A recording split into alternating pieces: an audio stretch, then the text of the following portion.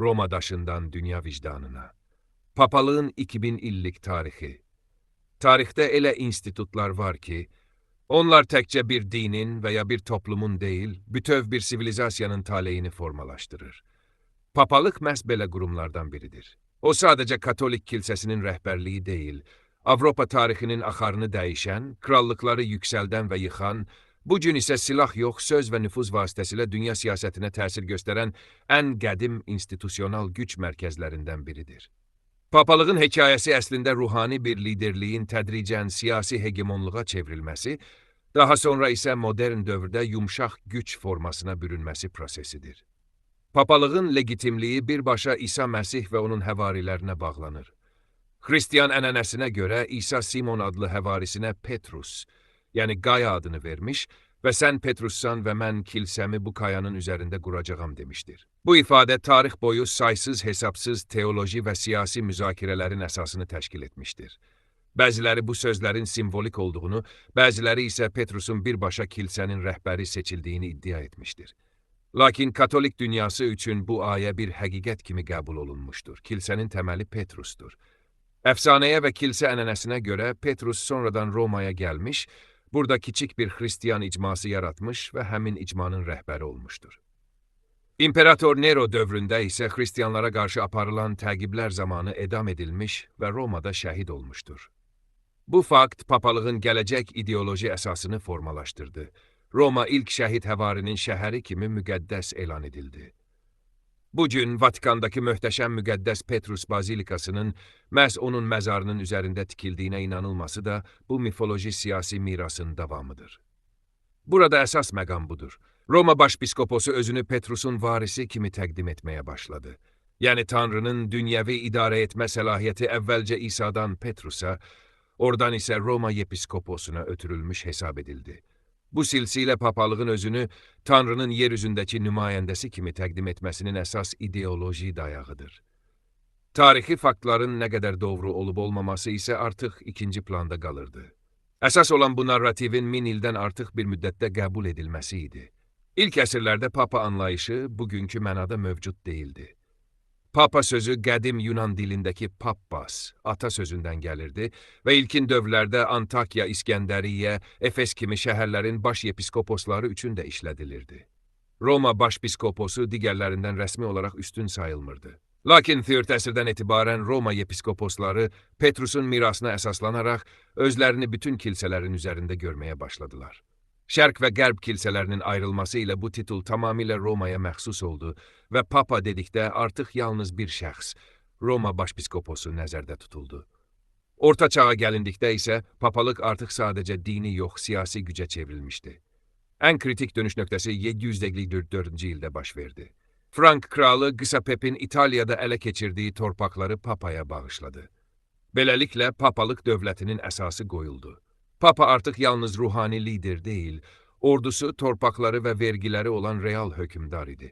Bu isə tarixdə ilk dəfə Tanrı adından hökm verən bir din xadiminin eyni zamanda dünyəvi hakimə çevrilməsi demək idi. 800-cü ildə isə daha simvolik bir hadisə baş verdi.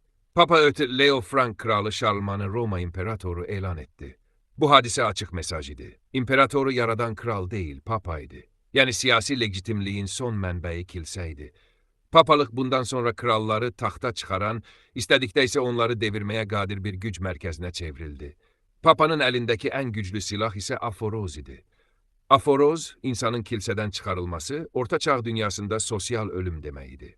Aforoz edilmiş kral Tanrı tərəfindən tərk olunmuş sayılırdı və xalq ona itaət etməyi dini baxımdan günah hesab edirdi. Məşhur nümunələrdən biri İngiltərə kralı yurtsuz John hadisəsidir. Papa Orki Innocentius kralı aforoz etmiş, hətta bütün ölkəyə interdikt tətbiq edərək kilsə mərasimlərini dayandırmışdı. Nəticədə İngiltərə cəmiyyəti dərin psixoloji böhran yaşadı və kral geri addım atmağa məcbur oldu. Papalar bununla kifayətlənmədi. 1095-ci ildə Papa Utin Urbanus'un çağırışı ilə başlayan xaçlı yürüşləri, papalığın Avropa ordularını bir düymə kimi hərəkətə gətirə bildiyini göstərdi. 10 minlərlə insan papanın sözləri ilə silaha sarıldı, yaxın şərqə yürüş etdi və Avropa siyasi xəritəsi tamamilə dəyişdi. Papalıq artıq Tanrı adına savaş elan edən yeganə siyasi aktora çevrilmişdi. Bu dövrdə kilsənin iqtisadi gücü də misilsiz idi. Avropa torpaqlarının böyük hissəsi kilsəyə məxsus idi. Bağışlar, miraslar, vasiyyətlər, monastır təsərrüfatları vasitəsilə papalıq faktiki olaraq paralel iqtisadi sistem yaratmışdı. Almaniyada bəzi piskoposlar həm din xadimi, həm də hərbi qüvvəsi olan prins piskopos kimi hökmranlıq edirdi. Kilsə bəzi bölgələrdə dövlətdən daha varlı idi.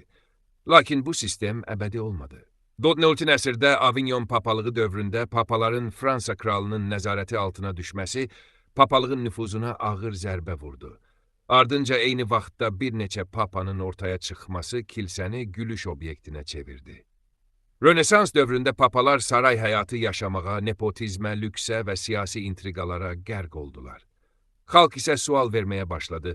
Əgər bunlar Tanrının nümayəndəsidirsə, niyə krallardan daha çox dünyəvi yaşayırlar? Bu sualın cavabı reformasiya ilə gəldi. Martin Luther və digər islahatçılar papanın Tanrının yer üzündəki nümayəndəsi iddiasını rədd etdilər. İncil milli dillərə çevrildi, insanlar dini özləri oxumağa başladı və kilsənin monopoliyası sındı. Papalıq tarixində ilk dəfə real mənada güc itirdi. Aydınlanma və Fransız inqilabı isə papalığın siyasi gücünü demək olar ki, tamamilə dağıtdı. Kilsə torpaqlarını itirdi, ordular ləğv olundu, krallar artıq papadan icazə almadan taxta çıxmağa başladılar. Papalıq fiziki hegemonluqdan mənəvi təsir mərkəzinə çevrildi. Bugün Vatikan kiçik bir şəhər dövlət olsa da, dünyada ən güclü diplomatik şəbəkələrdən birinə malikdir. Papa 1 milyarddan çox insanın ruhani lideridir. Onun sözləri dövlət başçıları tərəfindən dinlənilir. Ötü Jean-Paul'un Polşada komünizmə qarşı yaratdığı mənəvi dalğa Sovet İttifaqının dağılmasında mühüm rol oynamışdır. Müasir papalar müharibələrdə vasitəçilik edir. İnsan haqları, iklim, miqrasiya kimi qlobal mövzular üzrə mənəvi təzyiq yaradırlar. Beləliklə, papalıq artıq qılıncla yox, sözlə hökm edir. Artıq ordusu yox, amma vicdan üzərində nüfuzu var. Artıq torpaqları yox, amma ideoloji təsiri qlobaldır. Romanın daşından doğan bu institut, 2000 il sonra hələ də dünyanın siyasi və mənəvi xəritəsində görünməz, lakin son dərəcə güclü bir qüvvə olaraq qalmaqdadır.